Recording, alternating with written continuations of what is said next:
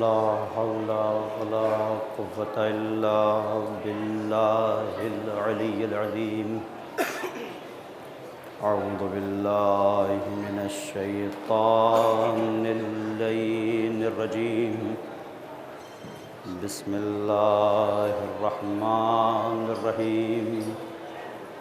الحمد لله رب العالمين، والصلاة والسلام والتحية والإكرام على النبي الأمي المكي المدني القرشي الهاشمي الأبطحي الرسول المسدد والمحمود الأحمد والمصطفى الأمجد بالقاسم محمد.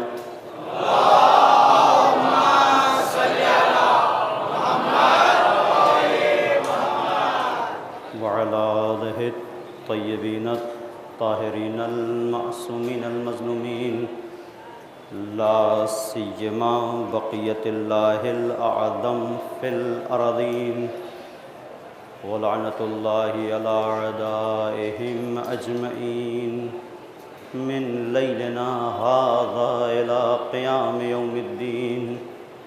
أما بعد، فقد قال الله الحكيم في كتابه الكريم. بسم الله الرحمن الرحيم. يا أيها الذين آمنوا استجيبوا لله وللرسول إذا دعاكم لما يحييكم واعلموا أن الله يحول بين المرء وأنه إليه تحشرون.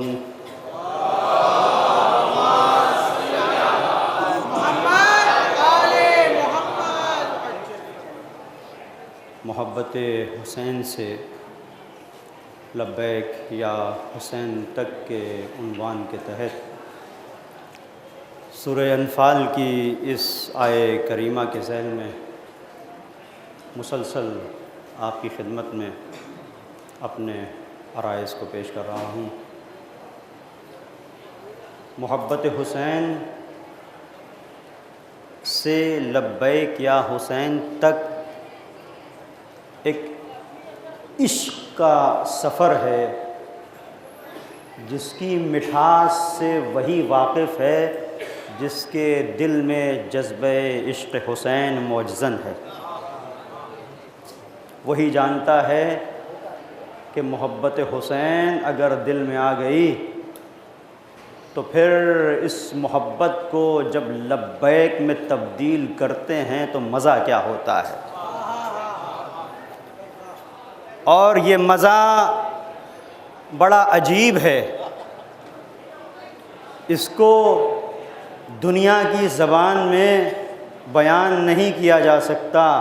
کوئی ایسا لفظ نہیں جو محبت حسین کی شیرینی کو بیان کر سکے، اور ایسی کوئی زبان نہیں جو لبیک یا حسین کی مٹھاس کو بیان کر سکے. ہاں، عمل ضرور ہے جو بتائے گا محبت حسین سے لبیک یا حسین تک کے سفر میں کیا ہوتا ہے. کیا ہوتا ہے؟ حبیب سے پوچھو کیا ہوتا ہے، زہیر قین سے پوچھو کیا ہوتا ہے، علی اکبر سے پوچھو کیا ہوتا ہے، قاسم سے پوچھو کیا ہوتا ہے. نہیں، ننھے شیرخوار سے پوچھو کیا ہوتا ہے. وہ مسکرا کے بتائے گا. جب محبت حسین لبیک یا حسین میں بدلتی ہے تو سامنے تیر ستم ہوتا ہے جو لرز کے اپنی شکست کا اعلان کرتا ہے کہ مسکراہٹ کے آگے ہم ہار گئے. صلوات پڑھ دے محمد اور آل محمد پر.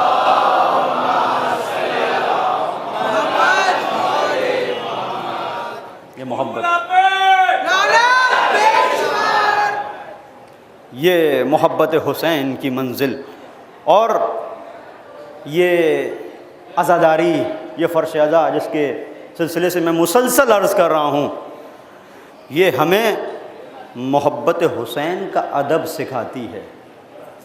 یہ عزاداری ہمیں محبت حسین کا ادب سکھاتی ہے کہ محبت حسین اگر دل میں ہے تو اب کس طریقے سے اپنی زندگی کو پاکیزہ بنا کر اس غم کو منانا ہے، یہ کوئی معمولی بات نہیں ہے، بہت اہم منزل ہے۔ یہ طہارتوں کی درسگاہ ہے، شجاعتوں کی درسگاہ ہے، فضیلتوں کی درسگاہ ہے۔ یہاں پر انسان تعمیر ہوتے ہیں، انسان حقیقت میں آ کے انسان بنتا ہے اس فرش عزا پر۔ یہ وہ فرش عزا ہے کہ جہاں پر گنہگار اگر ہو تو توبہ کر کے حر بنتا ہے، یہ فرش عزا ہے۔ اور یہ وہ فرش عزا ہے جو ہمیں مقصد حیات سے آشنا کرتی ہے، حقیقت حیات سے ہمیں روشناس کرتی ہے کہ زندگی کیا ہے، اور ہمیں بتاتی ہے کہ کس طریقے سے صاحبان ایمان کو اللہ اور اس کے رسول کی دعوت پر لبیک کہنا چاہیے۔ اللہ اور اس کے رسول کی دعوت کا مجسم نام کربلا ہے، یعنی جہاں جہاں پر بھی اللہ اور رسول کی دعوت ہے اسے اگر ہم کسی ایک تصویر میں ڈھال دیں تو کربلا بن جائے۔ یہاں پر یا دعوت خدا ہے یا دعوت پیغمبر ہے، اور اسی لیے بعض علماء نے اس کی حقیقت کی طرف اشارہ کیا ہے۔ کیوں ہم ذکر کربلا کرتے ہیں؟ اس لیے ذکر کربلا کرتے ہیں کہ جو اسلام پیغمبر لے کے آئے تھے اس کی شکل کو پیغمبر کے بعد بگاڑ دیا گیا، اور اتنا بگاڑا گیا کہ لوگوں کی خواہشوں کا نام اسلام پڑ گیا، ان کی ذہنی خرافات کا نام اسلام پڑ گیا، ان کے اوہام و خیالات کا نام اسلام پڑ گیا۔ تو اسلام کی جو حقیقی تصویر تھی اس کو دکھانے کے لیے ضروری تھا کہ اسلام کے آئینے پر پڑے ہوئے انحراف کے غبار کو صاف کیا جائے۔ کبھی یہ غبار معمولی سے کپڑے سے صاف ہو جاتا ہے، کبھی غبار کو صاف کرنے کے لیے پانی استعمال ہوتا ہے، لیکن دین کے چہرے کو اتنا بگاڑ دیا گیا تھا کہ حسین کو ضرورت پڑی کہ اب لہو کے ذریعے سے اسے صاف کیا جائے۔ لہٰذا کربلا کی تعمیر کی، تو یہ کربلا اس عزاداری کے سائے میں ہم تک پہنچ رہی ہے، تو کتنی قدر کرنے کی ضرورت ہے اور کتنا خیال رکھنے کی ضرورت ہے کہ ہماری یہ عزاداری وہی رہے جو حسین چاہتے ہیں۔ پوری توجہ کیجیے گا، وہی رہے جو حسین چاہتے ہیں، اس لیے کہ اگر یہ عزا اس راستے سے ہٹ گئی جو حسین کا راستہ ہے تو عزیزو یہ بہت بڑی خیانت تو ہوگی، لیکن اس کے ساتھ ساتھ ہماری ایک بڑی ناکامی بھی ہوگی۔ لہذا بہت ضروری ہے کہ اپنے جذبوں کو ان جذبوں سے ملائیں جو حسین کا جذبہ تھا، جو اصحاب حسین کا جذبہ تھا۔ یہ تو کہتے ہیں کہ کاش ہم کربلا میں ہوتے، کاش ہوتے تو کیا کرتے؟ جو ہمارے ذہن میں آیا وہ کرتے، جیسا حسین چاہتے ہیں وہ کرتے۔ تو اگر سمجھنا ہے کہ جو ہم کرنا چاہتے ہیں وہ وہی ہے کہ جو حسین چاہتے ہیں، تو دیکھو کہ تم جو چاہتے ہو تو تمہاری خواہش پر حسین کی خواہش مقدم ہے کہ نہیں۔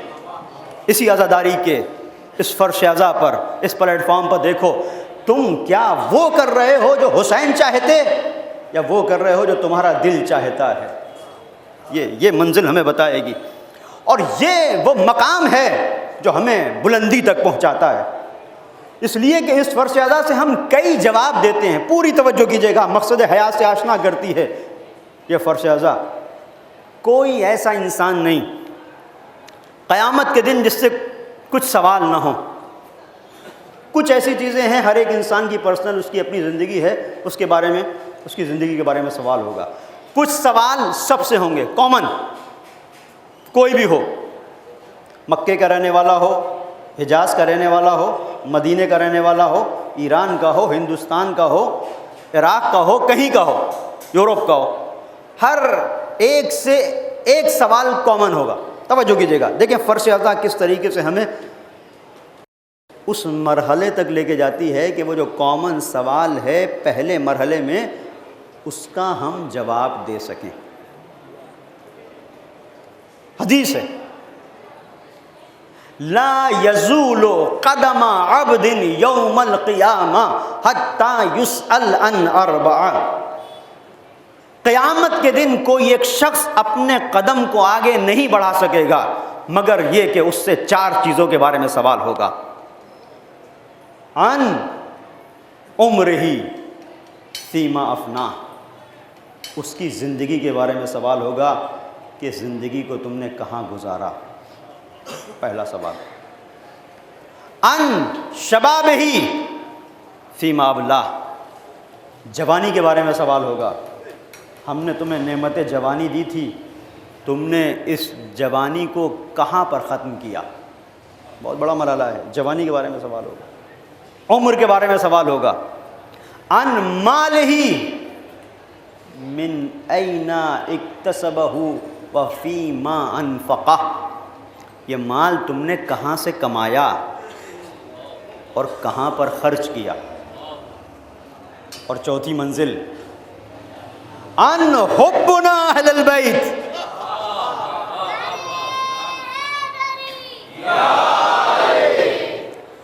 ہم اہل بیت کی محبت کے بارے میں سوال ہوگا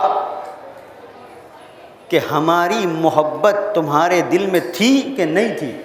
تھی تو جو محبت تھی تو اس محبت کے تقاضوں کو پورا کیوں نہیں کیا. محبت تھی تو محبوب کی خواہش کے مطابق اپنی زندگی کو آگے کیوں نہیں بڑھایا. یہ 4 سوال ہو گئے. اب دیکھیں فرش اعضا کیسے چاروں کا جواب دیتی ہے. اب اگر الگ الگ انسانوں سے یہ سوال ہو رہا ہے تو وہ جانے، ان کا کام جانے. ہمارا مسئلہ تو سید الشہداء نے حل کر دیا. ہم سے پہلا سوال ان عمرہ فیما افنا، اپنی عمر کو کہاں پر فنا کیا. تو ہم جواب دیں گے فرش اعضا پہ گزارا. ہم نے اپنی عمر کو فرش اعضا پہ گزارا. پہلا سوال کا جواب ہو گیا. ان شبابہ فیما ابلا، جوانی کو کہاں ختم کیا. ہم نے حسین کے اکبر کا ماتم کیا. ان مالہ من این اکتسبہ وفیما انفقہ، مال کے بارے میں سوال ہوگا کہ مال کہاں سے لے کے آئے، کہاں پہ خرچ کیا. تو فرش اعضا پر بیٹھنے والا عزادار سر اٹھا کے جواب دے گا کہ مال ہم نے اپنی محنت سے کمایا، حسین کی عزا میں خرچ کیا.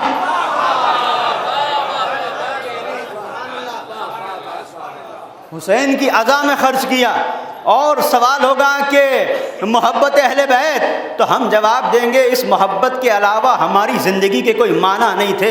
ہم اٹھے تو محبت حسین کے سائے میں، ہم پروان چڑھے تو محبت حسین کے سائے میں، جوانی گزاری محبت حسین کے سائے میں، گھر میں رہے محبت حسین کے سائے میں. ہم نے بولنا سیکھا تو پہلے یا عباس کہا، بعد میں اپنے باپ کو باپ کہا.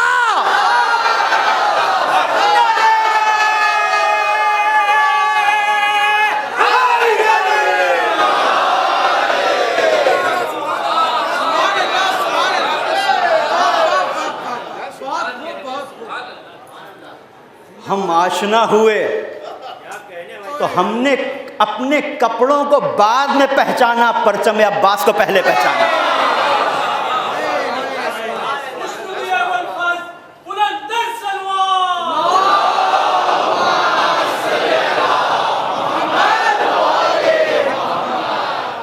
تو ہم اس فرش اعضا سے یہ جواب دے رہے ہیں نا. نہ ہوتا تو جواب دینا کتنا بھاری پڑ جاتا. کہ جب جوانی کے بارے میں سوال ہو تو بہت سخت منزل ہے، جوانی کو کہاں گزارا. تو ہم کہیں گے ہم نے اپنی پوری طاقت اور توانائی کو راہ حسین میں گزارا. کہیں ہم علم پکڑے تھے، کہیں سبیل لگا رہے تھے، کہیں فرش اعضا بچھا رہے تھے، کہیں کوئی ایسا کام کر رہے تھے جس کا تعلق مقصد حسین سے ہو. تو بہت بڑی منزل ہے عزیزوں، اور اس کو معمولی نہیں سمجھے کوئی. یہ جو سبیلیں ہیں، جو آپ جاتے ہیں راستے میں، آپ دیکھ رہے ہیں بعض سبیلیں اچھے وسائل اور امکانات ہیں، بہت کچھ وہاں پر آپ کو ملے گا، شربت بھی ملے گا اور پانی بھی ساری چیزیں، ہو سکتا ہے کسی سبیل پر صرف پانی رکھا ہوا ہو بس، اور کچھ کوزے رکھے ہوئے ہوں. ان کوزوں کو کم مت سمجھیے گا، یہی کوزے وہ ہیں کہ جن میں وقت کا یزید ڈوب کے مرتا ہے.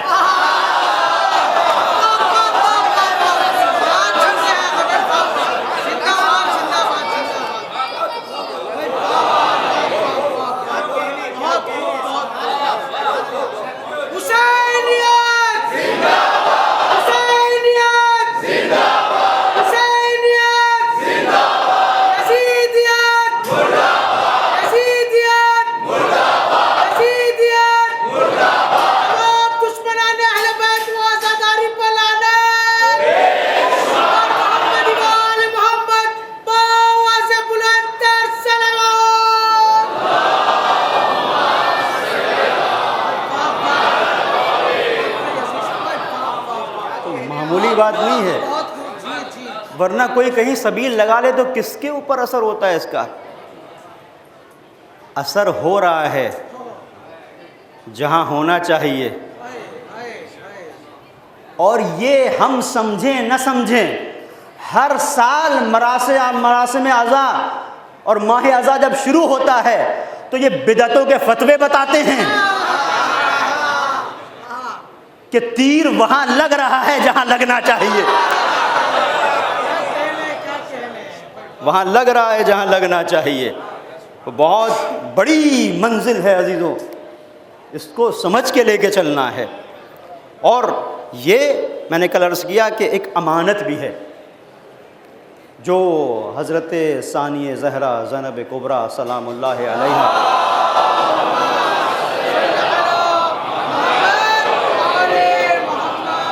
کے ذریعے ہم تک منتقل ہوئی، جنہوں نے اسی یزید کے گھر کو پہلی بار ماتم کدہ بنا دیا، کہ جہاں اس نے اسیروں کو قید کیا تھا، زندان کو امام بارگاہ میں تبدیل کر دیا. یہ کمال ہے زینب کا کہ جس زندان میں اس نے قید کیا تھا اسی زندان کو سید الشہداء کی پیغام رسانی کا ذریعہ بنا دیا، اسی زندان کو پیغام رسانی کا ذریعہ بنا دیا. اور شام و کوفہ سے جہاں جہاں گزری زینب، ہر ایک منزل پر بندھے ہوئے ہاتھوں کے ساتھ یزیدیت کا جنازہ اٹھاتے ہوئے نکلی، بندھے ہوئے ہاتھوں کے ساتھ یزیدیت کا جنازہ اٹھاتے ہوئے نکلی. محسوس کیجئے گا جیسے میں نے کل جہاں پر اپنی گفتگو کو چھوڑا تھا وہاں سے آغاز کر رہا ہوں کہ ابن زیاد کے دربار میں جب پہنچی، من ہذہ المتکبرہ، یہ تکبر رکھنے والی خاتون کون ہے؟ یہ عجیب بات ہے عزیزوں. ہمیشہ جو دنیا پرست ہوتے ہیں وہ خدا کی جانب سے دی گئی عزت کو تکبر کا نام دیتے ہیں. یہی ایک بار امام حسن مجتبیٰ علیہ السلام کے ساتھ ہوا.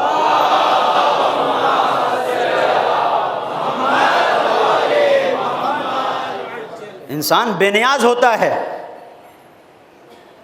لشکر جاؤ حشم تخت و تاج کو نظر میں نہیں لے کے آتا، خدائی تصور کی بنیاد کے اوپر، توحید کی بنیاد کے اوپر. تو کبھی کبھی دشمن اور جن کا وجود دنیا کی غلاظتوں میں لپٹا ہوا ہے، آلودہ ہے، وہ سمجھتے ہیں تکبر ہے. ایک بار امام حسن مجتبیٰ علیہ السلام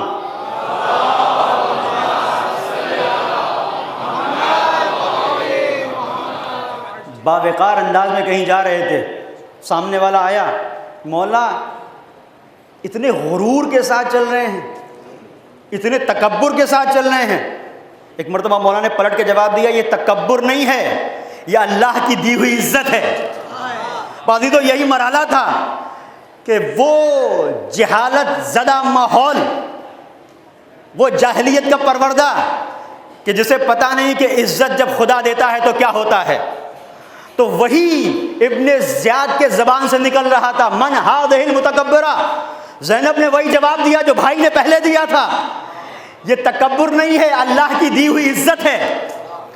اور اگر غرور کی بات ہے تو ہاں غرور ہے، اس لیے غرور ہے کہ دنیا میں رہتے ہوئے وہ وہ انسان سب سے زیادہ فقیر ہے جس کا دل علی کے عشق سے خالی ہو. مجھے غرور ہے، عشق علی پر غرور ہے.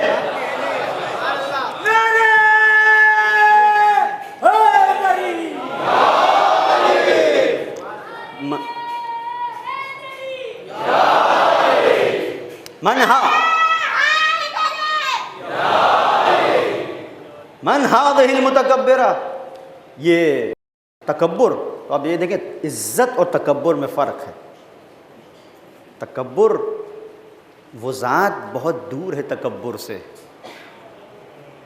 جس کی تربیت علی جیسے متواضع انسان کی آغوش میں ہوئی ہو.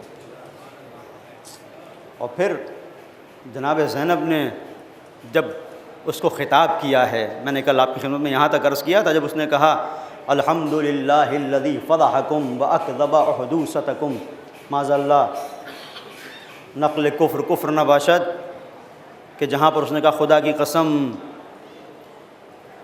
اس خدا کی تمام تعریفیں جس نے معاذ اللہ تمہیں ذلیل و رسوا کیا. تو اب یہاں پر دیکھیں زینب کا عزم، اور دیکھیں کہ کیسے لبیک یا حسین زینب نے اپنے عمل سے کہا. خاموش ہو سکتی تھی لیکن نہیں، ہر جگہ خاموش نہیں رہا جاتا. اور یہ عشق حسین ہے کہ جہاں یہ عشق سکھاتا ہے کہ جب دل میں عشق آ گیا تو تم کہیں پر بھی خاموش کرنا چاہو، ہم تمہارے ارادوں کے تابع نہیں ہیں. تم دار پہ چڑھا سکتے ہو لیکن عشق علی دار پر بھی بولے گا. تو ایک مرتبہ آواز دی الحمدللہ الذی کرمنا بنبیہ محمد صلی اللہ علیہ وآلہ وسلم.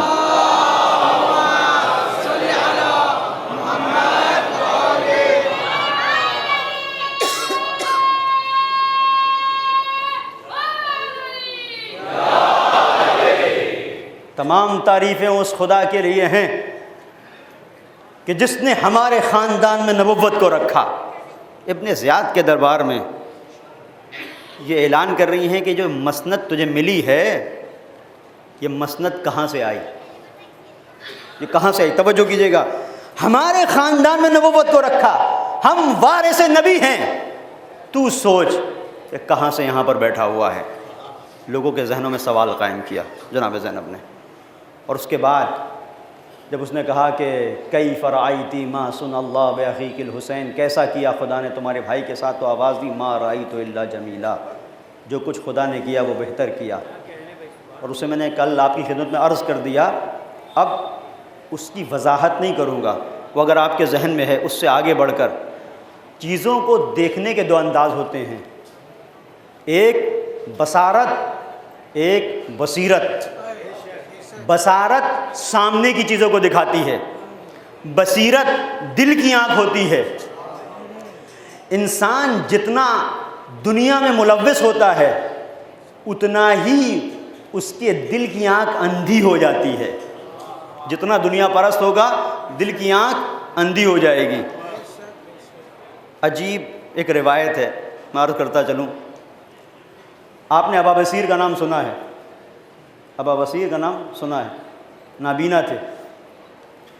امام کے ایک اور صحابی تھے، اس وقت میرے ذہن میں ان کا نام نہیں آ رہا ہے، وہ بھی نابینا تھے. عجیب بات ہے، امام کہ یہ چند اصحاب ایک جگہ پر بیٹھے ہوئے تھے. ایک نابینا صحابی، ظاہراً ابو ہارون ہے ان کا نام. ابو ہارون پوچھتے ہیں ابا بصیر سے، ابا بصیر تمہیں یہاں پر امام نظر آ رہے ہیں؟ محسوس کیجئے گا، یہاں دو نابینا اگر آپس میں بات کرنے لگیں، فرض کریں کہ چاند نکلا ہے، ایک کہہ رہا ہو کہ ہاں نکل گیا، دوسرا کہہ رہا ہے نہیں دکھ نہیں رہا ہے، تو آپ کہیں گے کہ یہ کیا ہے؟ دو اندھے کسی چیز کے بارے میں کچھ کہہ رہے ہوں کہ میں دیکھ رہا ہوں فلاں پہ دو چار لوگ کھڑے ہوئے ہیں، ایک اندھا دوسرے سے کہے تو آپ ہنسیں گے اس کے اوپر. لیکن عجیب بات ہے، ایک اندھا دوسرے سے کہہ رہا ہے، ابا بصیر بھی اندھے ہیں، ابو ہارون بھی اندھے ہیں، وہ پوچھ رہے ہیں ابا بصیر تمہیں مولا نظر آ رہے ہیں؟ انہوں نے یہ نہیں کہا کہ بھائی میں بھی اندھا ہوں تم بھی اندھے ہو، کیسی بات کر رہے ہو، بلکہ جواب دیا فکیف لا ارا، کیسے نظر نہ آئے؟ اس لیے کہ ہر ایک کائنات کے ذرے ذرے پر امام کا سایہ ہے. یعنی امام ایک ایسا نور ہے کہ جسے ہم کائنات کے ہر ذرے میں دیکھتے ہیں. ہاں مجھے نظر آ رہے ہیں. کہاں سے نظر آ رہے ہیں؟ وہ جو بینا تھے، جن کی آنکھیں دیکھ سکتی تھی، وہ نہیں دیکھ پا رہے ہیں، اب بصیر دیکھ رہے ہیں. یعنی بتانا یہ چاہتے ہیں کہ امام کو دیکھنے کے لیے ظاہری نظروں کی ضرورت نہیں ہے، دل کی آنکھوں کا کھلا ہونا ضروری ہے.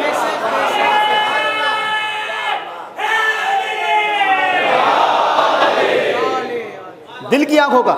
تو کچھ چیزیں وہ ہیں کہ جنہیں ظاہری آنکھیں دکھاتی ہیں، کچھ وہ ہیں جنہیں بصیرت دکھاتی ہے. اب ابن زیاد اور بی بی زینب کے دیکھنے میں یہی فرق تھا.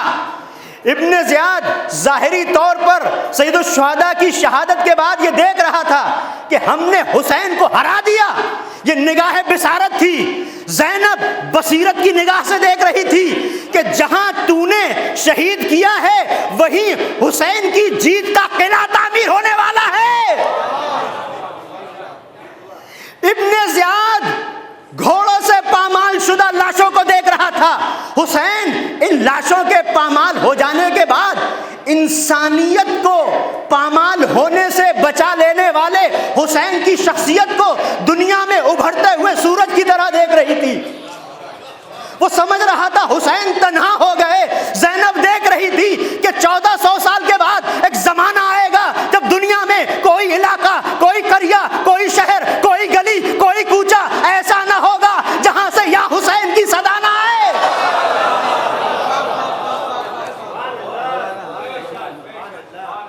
یہ ہے کہ حسین جانے رسالت مہر زندہ باد. حسین جانے رسالت مہر زندہ باد. حسین جانے رسالت مہر زندہ باد. خدا کی دین، خدا کی کتاب زندہ باد. اور جیسے لے کے اب تک نبی کا نام تیرا ہوا ہے اور نہ ہوگا. جواب زندہ باد. ملک حسین کی چوکھٹ پہ سر جھکائے ہیں. پر انقلاب پر سے انقلاب زندہ باد. حسین جانے رسالت بہت زندہ باد. حدیث نے وہ پیر سی اٹھی پلٹ کے آ گیا پھر سے شباب زندہ باد. ایک منٹ آپ لوگ دونوں ہاتھوں سے دعا مانگتے ہیں. میں حسین کے لیے لبیک یا حسین، لبیک یا حسین، لبیک یا حسین، لبیک یا حسین، لبیک یا حسین، لبیک یا حسین. رائے گری قبر سلوان.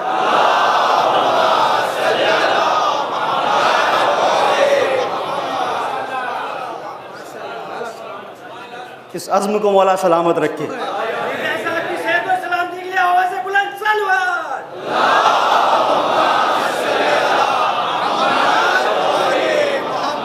عزیزو، یہ جو کہا گیا کلو یوم عاشورہ کلو اردن کربلا، یہ صرف ایک نعرہ نہیں ہے. ایسا نہیں ہے کہ کل کے حبیب کو جوان کیا ہو. فرش عطا پہ جو آ جاتا ہے پروردگار کی عطا سے وہ جوان ہو جاتا ہے.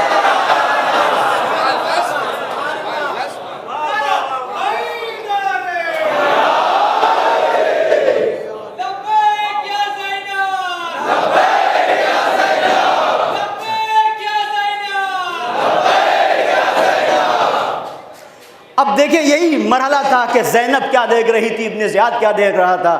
ابن زیاد ظاہری طور پر سکینہ کے رخساروں پر تماچوں کو دیکھ رہا تھا، تازیانوں کے نشان کو دیکھ رہا تھا، شور و غل کی ڈھول تاشے باجے کی آواز کو دیکھ رہا تھا اور اپنی فتح کا انہیں اعلان سمجھ رہا تھا.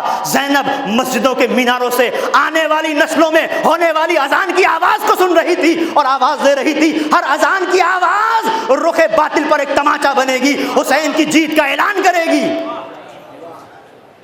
یہ ڈھول تاشے کی آواز کو سمجھ رہا تھا کہ ہماری یہ فتح کا اعلان ہے. اور زینب بصیرت کی نگاہوں سے آنے والی حسینی نسلوں کو دیکھ رہی تھی جن کی لبیک یا حسین کی آوازیں اس بات کا اعلان کر رہی ہیں کہ حسین آج بھی ہم کھڑے ہیں، تم تنہا نہیں ہو.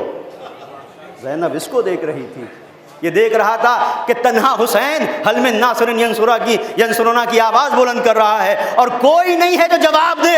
زینب دیکھ رہی تھی کہ آواز 61 ہجری میں ضرور بلند ہوئی، لیکن اس کے بعد ہر سال ہر ایک مرحلے پر عاشقان حسینی کا ایک سیلاب ہوگا جو کہیں گے لبیک یا حسین، لبیک یا حسین، اور جتنا وہ زور سے کہیں گے لبیک یا حسین، اتنا ہی یزیدیت کے قلعے میں ایک لرزہ پیدا ہوگا۔ تو لبیک یا حسین کو یہ مت سمجھنا کہ ہم صرف لبیک یا حسین کہہ رہے ہیں، بلکہ یہ لبیک یا حسین یزیدیت کے قلعے کو مسمار کرنے والے ایک بلڈوزر کا اثر کرتا ہے۔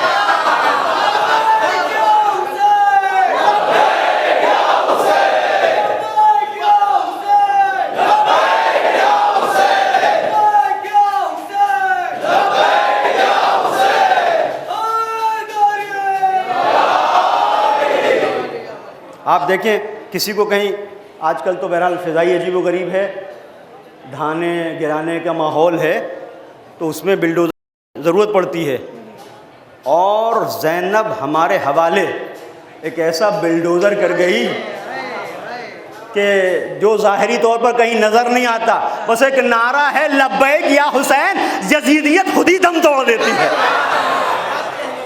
صلوات پڑھیں محمد اور آل محمد پر۔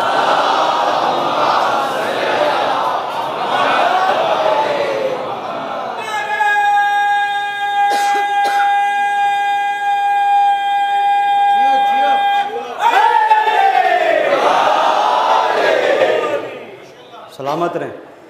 اب عجیب مرحلہ ہے جب یہ جملے اس نے کہے اور کہا کہ تمہارے بھائی کو، تمہارے گھر والوں کو کیسے ہم نے شہید کیا، تو جملہ سنیں، ہؤلاء قوم کتب اللہ علیہم القتل قد بردوا الی مضاجعہم۔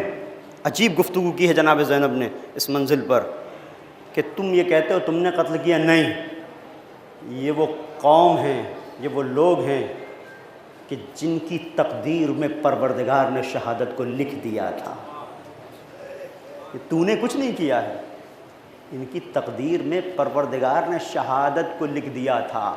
اور شہادت وہ مرحلہ ہے کہ جہاں انسان اپنے آپ کو بقا کی ان منزلوں تک لے کے چلا جاتا ہے جہاں پروردگار کا پہرا ہے۔ خبردار انہیں مردہ نہ سمجھنا، یہ زندہ ہیں۔ وَلَا تَحْسَبَنَّ الَّذِينَ قُتِلُوا فِي سَبِيلِ اللَّهِ أَمْوَاتًا بَلْ أَحْيَاءٌ عِندَ رَبِّهِمْ يُرْزَقُونَ۔ یہ قرآن کا پہرا ہے۔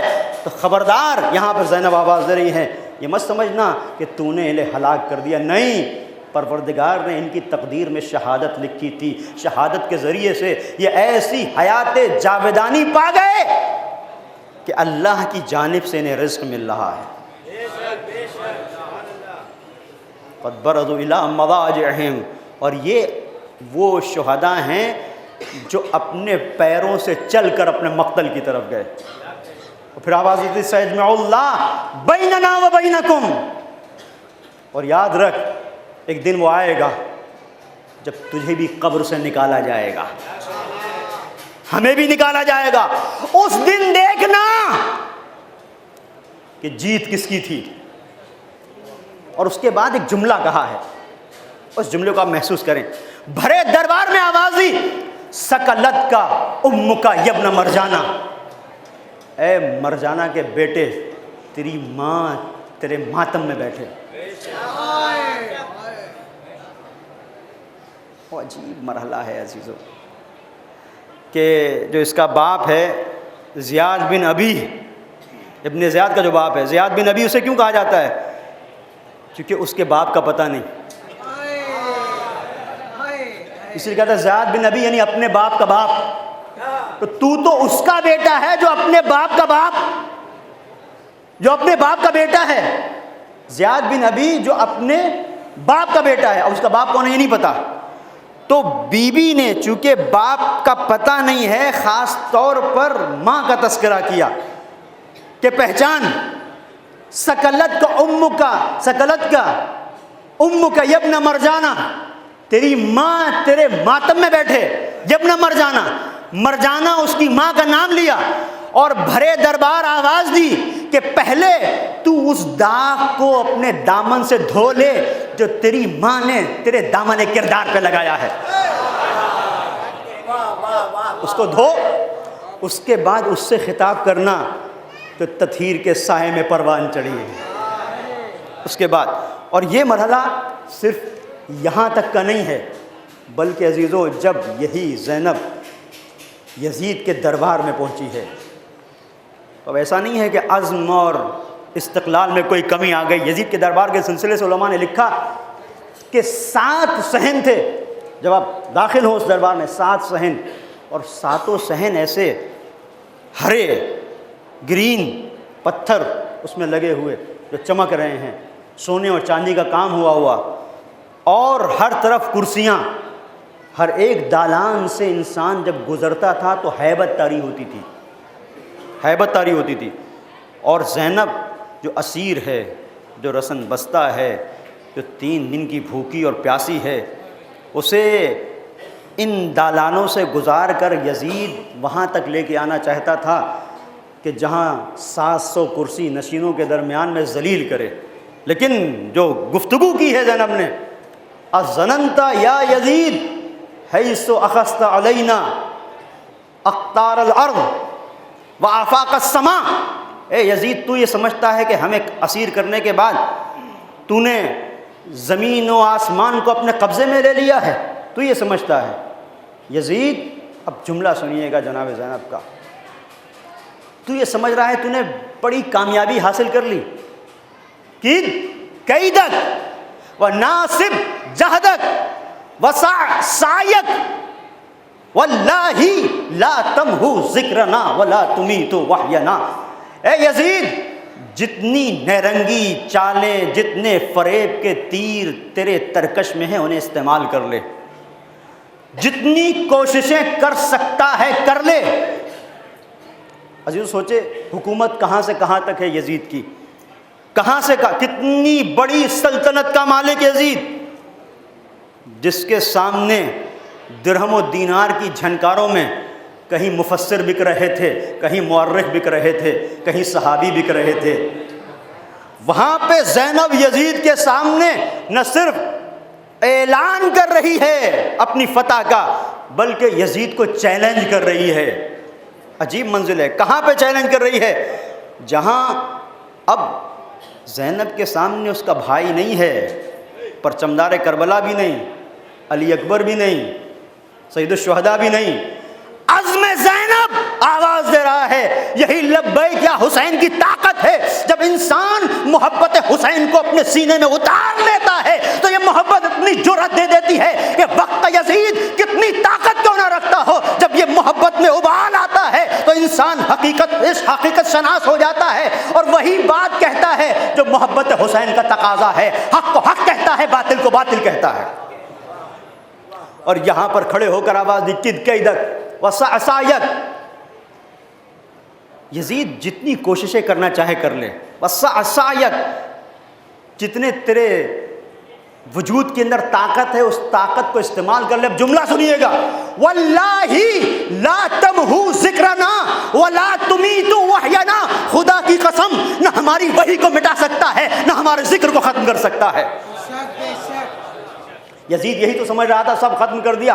عزیزوں، میں آج ان مفتیوں سے کہوں گا جب یہ ماہ عزا آتا ہے تو بدعتوں کے فتوے دیتے ہیں اور اس عزاداری کو نشانہ بناتے ہیں، اے بدبختوں، کل 61 ہجری میں بھرے دربار جب 700 کرسی نشی بیٹھے تھے، زینب تنہا تھی، تب یزید کچھ نہ بگاڑ سکا، تو آج تو قریے قریے میں حسینی ہے، گلی گلی میں حسینی ہے، کوچے کوچے میں حسینی ہے، ہر ملک میں حسین کا پرچم، ہر گلی میں حسین، ہر کوچے میں حسین، ہر گھر میں حسین۔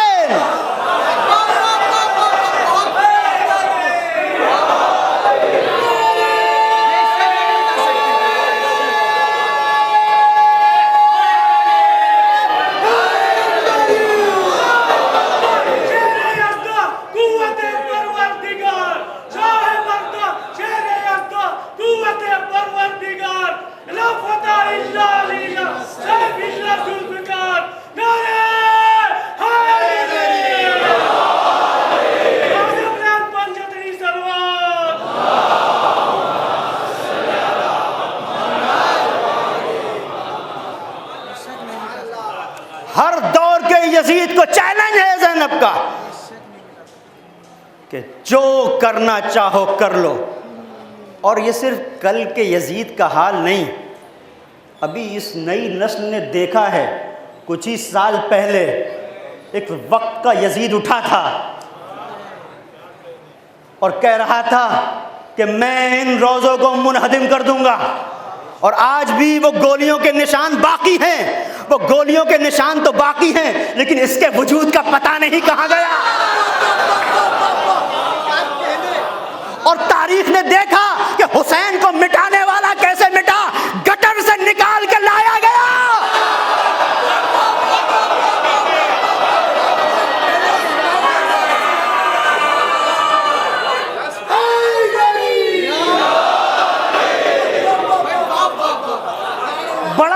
بڑا صاحب اختیار بنتا تھا کہ حسین کو مٹائے گا. اسے اتنا بھی اختیار نہیں رہ گیا کہ اس کی شناخت کو ظاہر کرنے کے لیے جب اس کے منہ کو کھولا گیا تو اتنی طاقت نہیں تھی کہ اپنے آپ بند کر لیتا. اتنا محتاج بنا دیا، اتنا محتاج بنا دیا. آپ نے دیکھا ٹی وی اسکرین پر وہ کلپس بھی موجود ہیں، جب اس کی شناخت کو ظاہر کرنے کے لیے، اس کے دانتوں کا معائنہ کرنے کے لیے منہ کھولا گیا تو کھلا ہوا منہ یہ بتا رہا تھا اے زینب کیا کہہ گئی 61 ہجری میں.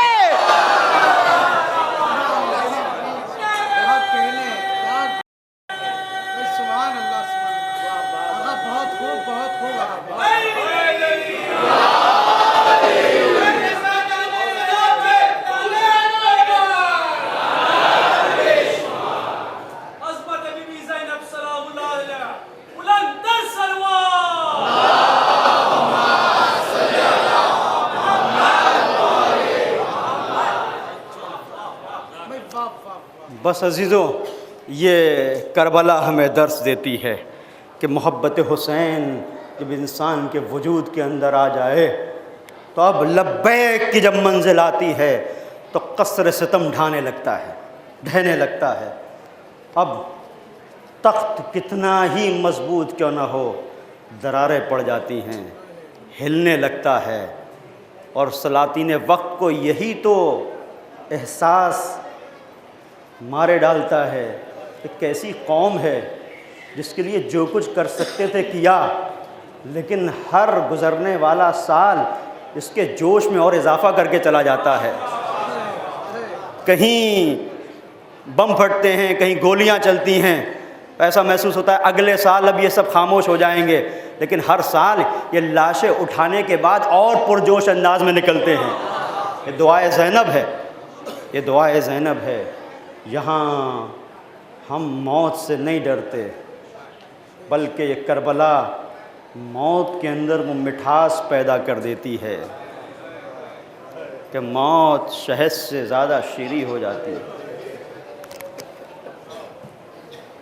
بس عزیزوں، آج 7ویں محرم کی شب آ گئی، کل سے بندش آب ہے. یعنی کیا مطلب؟ کل کے بعد جو دن آئے گا تو سکینہ کے پاس پینے کے لیے پانی نہیں ہوگا. اب اصغر پیاسا، اب خیام میں پانی نہیں. عجیب یہ کربلا ہے، بڑی خوبصورت ہے. آپ نے دیکھا کوئی جوان گھر سے باہر نکلتا ہے، گھر سے باہر کوئی جوان نکلتا ہے تو ماں یا باپ اس کے تعویذ باندھتے ہیں، اور خاص طور پر ماں، بیٹا یہ تعویذ اپنے بازو سے الگ مت کرنا. تعویذ کیوں باندھا جاتا ہے؟ یہ زندگی کی امید ہوتا ہے. اس تعویذ کے سہارے ایک ماں یہ سوچتی ہے کہ میں نے اپنے بیٹے سے بلاؤں کو دور کر دیا. کہیں پر آپ نے دیکھا ہے کہ کہیں تعویذ موت کی آغوش میں جانے کے لیے باندھا جائے؟ کہیں ایسا نہیں ہوتا. یہ صرف کربلا ہے، یہاں تعویذ اگر ہاتھ میں باندھا جاتا ہے تو زندگی کے لیے نہیں، موت کے لیے۔ بعزیزو عجیب مرحلہ ہے۔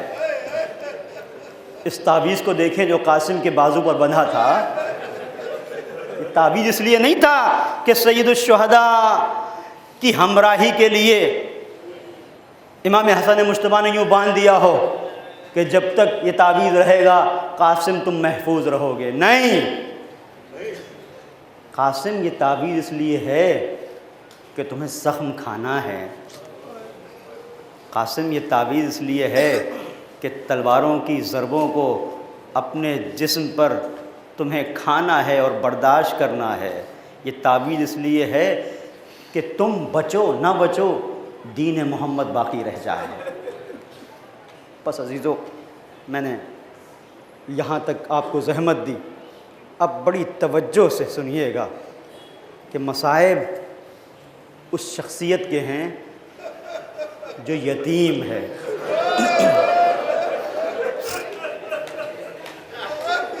گھر میں اگر کوئی یتیم ہوتا ہے تو ہمارے یہاں یہ شرف اور یہ فضیلت ہم نے اہل بیت سے حاصل کی ہے کہ اگر کسی گھر میں انسانی ویلیوز ہیں، بھائی ہے اور وہ سرپرستی کر رہا ہے اپنے بھائی کے بچوں کی، تو اپنے بچوں کو گھر میں کچھ بھی ہو، کھانے پینے کی چاہے چیزیں ہوں یا کپڑے لتے ہوں، وہ بعد میں دیتا ہے، یتیم کو پہلے دیتا ہے۔ تو کیسے کوئی سوچ سکتا ہے کہ حسین نے قاسم کو احساس یتیمی ہونے دیا ہو؟ کہیں پر احساس یتیمی نہیں ہونے دیا۔ ہاں، جب منزل آ گئی کربلا کی تو اس منزل پر جب محضر شہادت پڑھ کے سنایا تو شاید اس مرحلے پر قاسم کو احساس ہوا ہو کہ شاید میرا مولا اسی لیے مجھے اپنے اس محضر میں شامل نہیں کر رہا ہے کہ میں یتیم ہوں، میرا باپ نہیں ہے، اور یتیم اپنی ماں کا تنہا سہارا ہوتا ہے۔ اس منزل پر سر کو اٹھایا جناب قاسم نے اور روتے ہوئے جب محضر شہادت تمام ہو گیا تو آواز دی، چچا میرا نام محضر شہادت میں نہیں ہے۔ گریہ کر رہے ہیں۔ ایک مرتبہ حسین نے قاسم کو دیکھا، پوچھا کیف الموت عندک، میرے لال موت تمہاری نظر میں کیسی ہے؟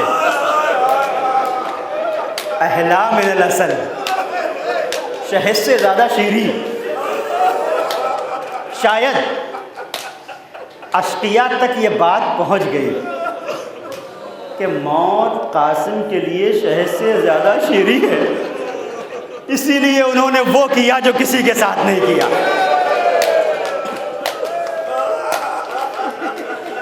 بس تو ایک مرتبہ امام حسین نے آواز دی، قاسم بیٹا تم بھی شہید ہو گئے، اور جھولے میں سونے والا اصغر بھی۔ قاسم تڑپ گئے، چچا کیا اشقیاء خیمے میں داخل ہو جائیں گے؟ غیرت قاسم کو دیکھو، غیرت بنی ہاشم۔ کہا نہیں، میں اپنے نہنے شیرخوار کو خود لے کے جاؤں گا۔ بس یہ گفتگو ہو گئی۔ اب شب عاشور آئی، دل یہ کہتا ہے کہ ایک بیوہ ماں نے اپنے بیٹے کو بلا کے کہا ہوگا، قاسم کل روز قربانی ہے، خبردار ایسا نہ ہو کہ علی اکبر پہلے چلے جائیں، قاسم ماں کو شرمندہ نہ کرنا۔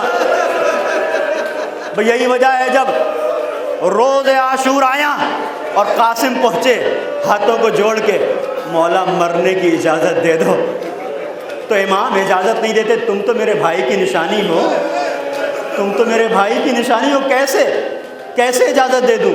اجازت نہیں ملی۔ آئے قاسم، آ کر خیمے میں بیٹھ گئے۔ انسان جب بہت بڑی مصیبت اس کے دل پہ پڑتی ہے، کس سے کہتا ہے؟ اپنے باپ سے کہتا ہے۔ باپ نہیں ہے۔ 3 سال کے تھے قاسم، جب قاسم نے دیکھا کہ باپ کے جگر کے ٹکڑے تشت میں گر رہے، اس کے بعد سے کوئی ایسا موقع نہیں آیا کہ قاسم کو احساس تنہائی ہوا ہو، لیکن آج ضرور ہوا۔ تو اپنا سر اپنے دونوں زانوؤں میں نہڑا کے بیٹھ گئے قاسم، گریہ کر رہے ہیں۔ ایک مرتبہ دیکھا کسی کا ہاتھ بازو پہ آیا، ماں، اماں، ہاں بیٹا کیا ہوا؟ آقا اجازت نہیں دیتے۔ بچہ تھا نا، 3 سال کا بچہ تھا جب بازو پہ تعویذ بندھا تھا۔ ماں نے شاید یاد دلایا ہو، قاسم ذرا تعویذ تو کھولو۔ تعویذ کو کھولا، پڑھا، لبوں پہ مسکراہٹ آ گئی۔ دوڑتے ہوئے آئے بھائی کے پاس،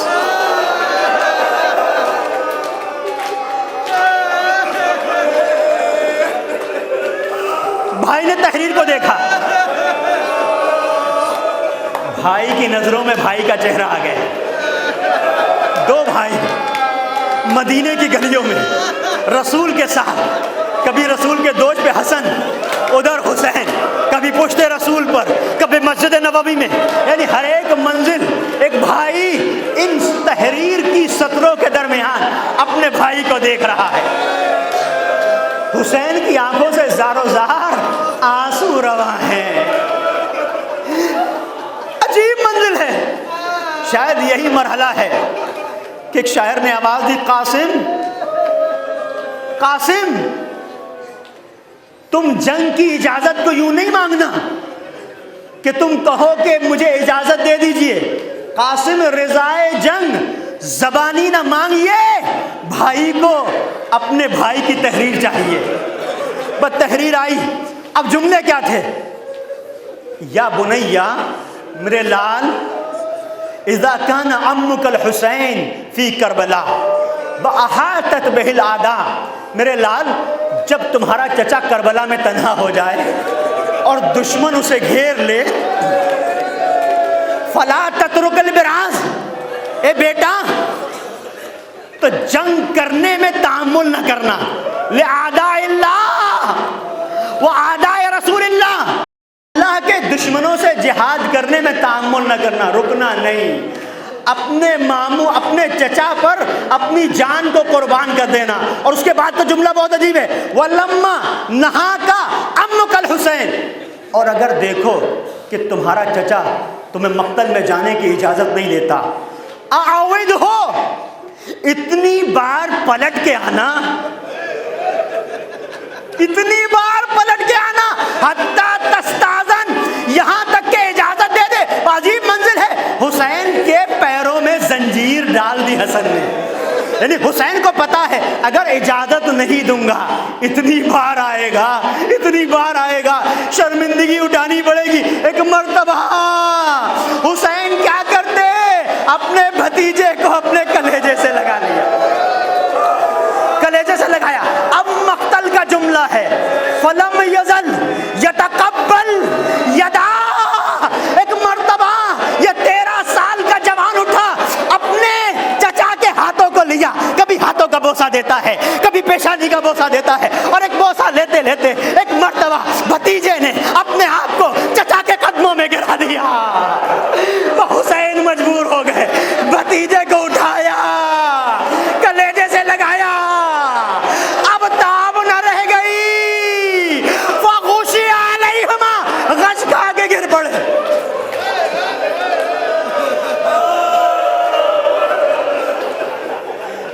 بازی تو ختم کر دی میں نے مجلس، غش کھا کے گر پڑے۔ عزیزو، جب کوئی غش کھاتا ہے افاقہ کے لیے پانی کے چھینٹے ڈالے جاتے ہیں۔ قاسم نے غش بھی کھایا تو کب کھایا؟ جب خیمے میں پانی نہیں ہے۔ عزیزو، شاید دل کہتا ہے بیویاں کھڑی ہو گئی ہو، احاطہ کر لیا ہوگا، ارے غربت حسین پہ آنسو بہائے ہوں گے، سکینہ کے آنسو، رباب کے آنسو، ام کلثوم کے آنسو، زینب کے آنسو، ارے رخساروں پہ گروئے ہوں گے۔ حسین نے آنکھیں کھولی، قاسم نے بھی آنکھیں کھولی۔ ایک مرتبہ حسین نے لیا، اٹھو قاسم، ارے زینب کو بلایا۔ اب قاسم کو ایسے سجایا ہے حسین نے، کسی کو نہیں سجایا۔ مستحب ہے کہ کسی کو اگر کفن دیا جائے اور میت مرد کی ہو تو امامہ اس کے سر پر ہو اور امامے کے دونوں سرے سینے پہ ڈال دیے جائیں۔ عزیزو، راوی کہتا ہے حسین نے قاسم کو لیا، سر پہ امامے کو رکھا، دونوں سروں کو سینے پہ ڈال دیا۔ اے مولا، یہ تو مستحب ہے میت کے لیے، شاید حسین آواز دے، ہاں ہاں، ارے اس میت کے لیے کہ جسے کفن دیا جائے میں آواز دوں گا۔ اے میرے لال، حسین اتنا مجبور ہے، کفن تو نہیں دے سکتا، ارے زندگی میں کفن دے۔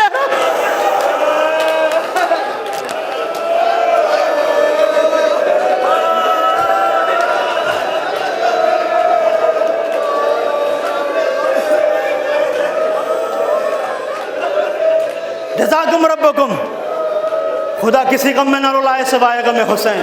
اور ایک عجیب کام کیا، جب قاسم آگے بڑھے، ایک مرتبہ کا ٹھہرو بیٹا، قاسم کے پیرہن کو گریبان سے چاک کر دیا۔ کسی نے کہا یہ کیوں کیا؟ کہا یہ علامت ہے کہ قاسم یتیم ہے۔ عزیزو، یہ کرنے کے بعد ایک مرتبہ قاسم کو جب رخصت کیا ہے تو پسر سعد کہتا ہے ایسا محسوس ہو رہا تھا جیسے خیمہ حسینی سے کوئی چاند کا ٹکڑا نکل رہا ہو۔ عزیزو، یہ ام فروا کا چاند تھا، نکلا، میدان کارزار میں پہنچا، حملہ کرنا شروع کیا۔ ایک مرتبہ حملہ کرتے جاتے ہیں قاسم، ارے دشمنیں پسپا ہوتی جاتی ہیں۔ ایک شقی نے کہا ابھی اس نوجوان کو اور ایک اس کی ماں کو اس کے غم میں بٹھاتا ہوں، یہ کہہ کے قاسم کی سر پہ اب جو تلوار کا وار کیا۔ عزیزو، قاسم سمجھ نہ سکے، آواز دی یا اماں، میرا سلام قبول کیجئے چچا۔ حسین نے ایک مرتبہ عباس کی طرف دیکھا، اے عباس اٹھو، میرے بھائی کی نشانی، ارے زخموں پہ زخم کھا کے آواز دے رہا ہے۔ ایک مرتبہ اب جو حسین چلے، دشمن نے پہلی بار دیکھا عباس اور حسین اور ایسے آ رہے تھے جیسے کوئی شکاری باز اپنے شکار کی طرف جاتا ہے۔ ایک مرتبہ ارے لشکر نے دیکھا، ارے یہ کیا ہو گیا، حسین آ رہے، عباس آ رہے، ادھر کے گھوڑے ادھر، ادھر کے ادھر۔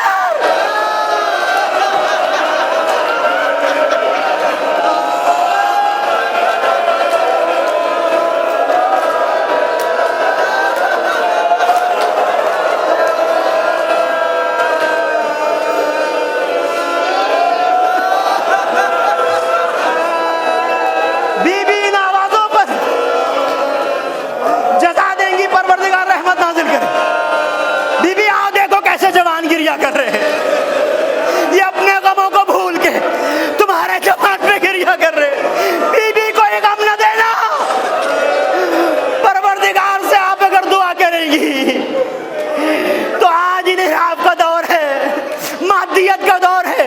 بی یہ جوان اپنے وجود کے اندر علی اکبر کا جذبہ لے کے آئے ہیں، بی ان کی حفاظت کرنا۔ بازی تو دو جملے میں نے مجلس کو ختم کر دیا، ادھر کے گھوڑے ادھر، ادھر کے گھوڑے ادھر۔ دل کہتا ہے جب بھی کوئی ٹاپ پڑتی ہوگی، آواز آتی ہوگی چچا چچا چچا۔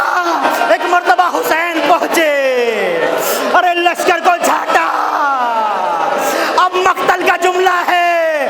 ایک مرتبہ آواز دی عزن علیہ انت دو، اے میرے قاسم، حسین کے لیے بہت سخت ہے کہ تو پکارے حسین نہ آ سکے اور جب پہنچے تو کوئی فائدہ نہ ہو۔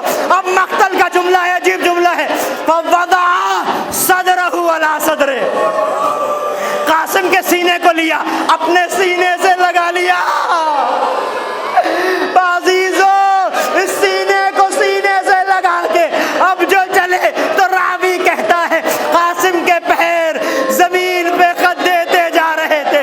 خیمے میں پہنچے جہاں اکبر کی لاش تھی، قاسم کی لاش کو رکھا، اب مقتل خاموش ہے، شاید ماں آ گئی ہو۔ اے میرے ارے تم نے سرغرو کہہ دیا، شاید بقی کا رخ